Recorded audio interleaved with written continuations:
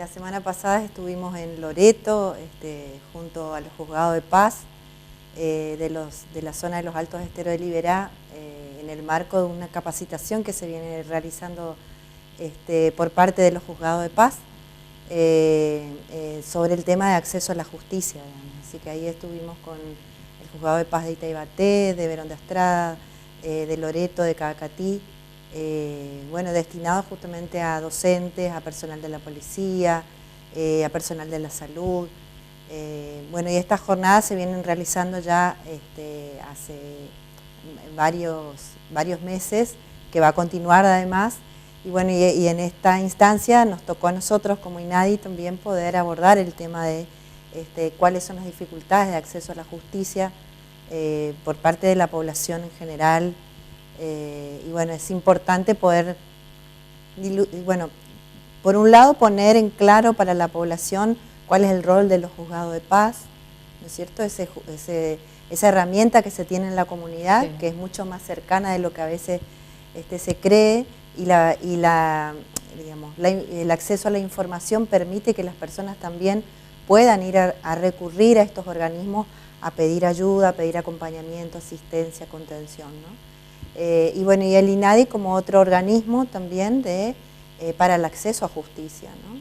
A través de los mecanismos o los procedimientos que se tienen en el INADI, y una de estas es la promoción, que es lo que venimos haciendo, justamente la promoción de derechos a partir de la capacitación, del acceso a la información a la gente, de cuáles son sus derechos, ¿no? Porque muchas veces uno no identifica algunos hechos como discriminatorios hacia su persona, hacia el grupo al que pertenece, porque no lo reconoce como tal, ¿no? Así que es importante estas instancias que se puedan hacer iniciativa desde estos organismos, como por ejemplo los juzgados de paz, ¿no? Recién decías que los juzgados de paz son muy cercanos a la comunidad. Ahora, ¿se tiene conciencia desde la comunidad que podemos recurrir a ellos en muchas más situaciones de las que por allí creemos? Sí, yo creo que en realidad eso es lo que falta, y por eso yo creo que es uno de los objetivos de estas capacitaciones, poder acercar a la comunidad la información para que sepa la comunidad que no todo es a través de la judicialización, ¿no? Que el juzgado de paz también tiene herramientas para resolver conflictos de manera más rápida, efectiva, a través de la mediación, a través, bueno, de otros mecanismos del acceso a la información, del asesoramiento, ¿no? Que las personas por ahí no saben a dónde recurrir. Por ejemplo, no toda la comunidad sabe que en los juzgados de paz se pueden hacer denuncias por violencia de género, y que los juzgados de paz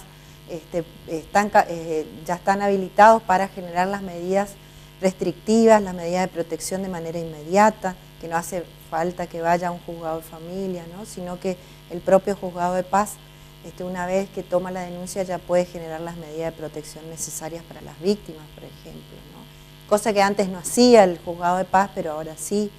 Entonces, herramientas como esa, con la que contamos a veces como comunidad, pero al no saber, también eso impide que nosotros sigamos digamos, reproduciendo ciertas situaciones, aguantando ciertas situaciones que pueden tener una resolución más rápida a veces de lo que creemos, ¿no? Pero eso es la importancia de conocer, de acceder a la información. Y bueno, los organismos como los nuestros tenemos la obligación, ¿no es cierto?, de ir al territorio, ir a la comunidad e informar de cuáles son sus derechos y cuándo se está produciendo una vulneración de un derecho, una violación de un derecho, ¿no? La semana pasada estuvo aquí con nosotros el defensor de los vecinos de aquí de la ciudad de Corrientes, Agustín Palles, y él nos decía que les tomó incluso por sorpresa la denuncia, por ejemplo, en casos de violencia de género, que recurran a ellos. Es decir, la gente es como que, o aquellas víctimas de violencia de género, tienen o ven más posibilidades de hacer denuncias. Hoy ya no se callan y asisten a lo que tengan de manera más inmediata, más cercana, a los que lleva a veces a que se vayan gestionando nuevos protocolos. Decía, a nosotros nos obligó a que nos pongamos en contacto con el Ministerio Público para ver algún protocolo para que podamos ir de manera inmediata. Esto se va generando en toda la provincia, situaciones así de que la gente empieza a hacer, las víctimas de violencia hacen denuncias. Sí, de hecho, bueno, en estos últimos años ha habido digamos, un empoderamiento por parte de la comunidad y en este caso de las víctimas de violencia de género, de recurrir a los organismos del Estado que estén cercanos, sean o no competentes en el tema, pero eso obliga, o sea, si vienen al Estado, vos no le podés decir, no, eso no es mi competencia, o sea, tenés la obligación, desde el lugar que estés como funcionario público, de orientar a esa víctima a dónde tiene que recurrir y articular con los organismos que sean necesarios para poder asistir, contener y acompañar a las víctimas, ¿no? O sea, eso también tiene que ver con esto que estamos diciendo, ¿no? Con el empoderamiento de las personas, de ir conociendo sus derechos y de ir viendo, dejar de naturalizar ciertas situaciones, bueno, que antes no es que no se daba, sino que no se reconocía como una violación de un derecho, ¿no? O sea, el hecho de la víctima de violencia, como los abusos, como el acoso, ¿no? Hay situaciones que históricamente han sido naturalizadas y bueno, de un tiempo a esta parte, a partir del acceso a la información, eso se deja de naturalizar y se va de alguna manera denunciando en los ámbitos, bueno, que las personas tienen a mano, digamos, ¿no? Hay otro fenómeno que se dio en los últimos tiempos, es un fenómeno incluso de carácter internacional que llegó a nosotros, que tiene que ver con las denuncias a través de las redes sociales. Esa es una temática muy, muy sensible. ¿Cómo se aborda, sobre todo para canalizarlo después, ¿no? Sí, el cuéntalo es un fenómeno, como vos decís, que tuvo gran impacto aquí en América Latina y en especial en algunos países como Chile, como Paraguay, como bueno, Argentina, donde, bueno, por un lado hay que aclarar que las redes sociales son un medio que no necesariamente la justicia, es que se judicializan los casos, lo que se cuentan en las redes sociales, digamos, ¿no? El objetivo del Cuéntalo surgió como eso, un espacio para contar, ¿no? Quizás muchas de estas personas no lleguen a la instancia judicial de después ir a hacer una denuncia, pero eso es un gran paso porque el que ha sido víctima de violación y de abuso sabe con lo que o cree que va a lidiar con una situación de impunidad como la que evidentemente soportó durante mucho tiempo, digamos. Entonces, ese descreimiento de parte de las instituciones, de parte de la justicia, ¿no? Hay que ponerlo en un contexto más bien de tomarlo como una crítica y que nos debe interpelar a todos y a todos, sobre todo los que estamos en las instituciones del Estado. Si todavía hay víctimas que no se animan o no pueden o no quieren confiar en ciertas instituciones, no hay que criminalizar a la víctima que no cree en las instituciones, ¿no? Sino que hay que hacer, evidentemente algo está faltando para que las víctimas tengan que utilizar otro mecanismo como el Cuéntalo para contar sus historias, digamos. De hecho, son historias de mujeres, la mayoría de mujeres muy valientes de poder contar esas historias realmente dolorosas. Hay varones contando las historias de sus mamás o de sus abuelas, que ya no la van a contar, o que ya no están para contarlas, ¿no? Y también tiene, yo creo que cumple una finalidad también de hacer visible un hecho o esta violencia que es más habitual de lo que creemos, ¿no? Siempre decimos que los abusos son posibles porque hay un pacto de silencio que se teje entre los miembros de la familia, los cercanos. Cuando uno va al interior o acá me dicen, no, sí, ya se sabía, bueno, siempre se supo que él abusó de su hija, de su hijastra, no, se sospechaba. O sea, es algo que evidentemente todos en lo privado o en ¿viste? Sí, sobre todo en el interior, donde hay un conocimiento más cercano de la sociedad. Entonces, a veces estos casos, como decir, trascienden, pero sin llegar a una denuncia o pública o por parte de una denuncia judicial, o que la víctima haga la denuncia correspondiente, pero los casos se conocen. Sí, porque además se naturaliza esa práctica y bueno, pasa a ser un problema de esa persona y es un problema de todos. De hecho, nosotros formamos parte del problema al conocer y mirar para otro lado, digamos, ¿no? Entonces, estas historias nos pasan a nosotras, a la gente, a las mujeres, a las niñas y a los niños que están cercanos a nosotros. Entonces me parece que el Cuéntalo vino como a interpelarnos en general como sociedad, a las instituciones del Estado también, ¿no? Otros temas que ustedes abordan y tienen que ver con la discriminación, con xenofobia, con la incapacidad, ¿cómo están trabajando en esos ámbitos?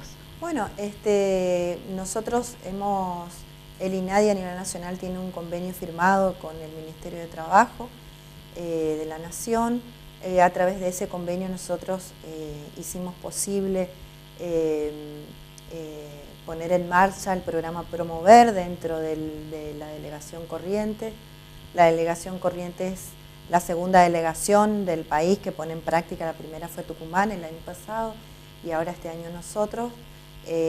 A la incorporación de 8 personas con discapacidad al programa de entrenamiento laboral. La verdad que es una experiencia nueva, muy linda, con un gran desafío también, porque también es para nosotros un aprendizaje, más allá de que las personas que se incorporan al programa de entrenamiento es eso, ellos aprenden las tareas específicas que se realizan en un organismo determinado, sí, en este caso en el INADI, y su experiencia como su primer trabajo, digamos, ¿no? Quizás muchas de estas personas es la primera vez que pisan, por así decirlo, el mundo laboral, ¿no? Y eso también es importante y el aprendizaje para nosotros de tener, de poner en práctica, digamos, eso que muchas veces se dice de la inclusión, de la integración, que parece a veces muy fácil decirlo, pero en la práctica es donde realmente se ve el desafío, digamos, ¿no? Entonces, bueno, el INADI ahora en la delegación Corrientes pudimos incorporar 8 personas porque en realidad el edificio no da para... Que debemos aclarar, no es una oferta laboral abierta que se hizo, son capacitaciones para personas con discapacidad, como una especie de... O son pasantías, ¿cómo es exactamente? Es como una pasantía, digamos, un entrenamiento laboral que dura 8 meses. El Ministerio de Trabajo paga por ese entrenamiento, o sea, paga para aprender. Sin eso no afecta su pensión por discapacidad, tampoco, o sea, tienen que tener su certificado de discapacidad. Justamente es el entrenamiento laboral, el aprendizaje para en algún momento poder insertarse en el mundo laboral, ¿viste? Bueno, cuando uno va a buscar trabajo generalmente te piden experiencia. Es complicado ya para el que habitualmente está en búsqueda de trabajo, imagino que en este caso aún más.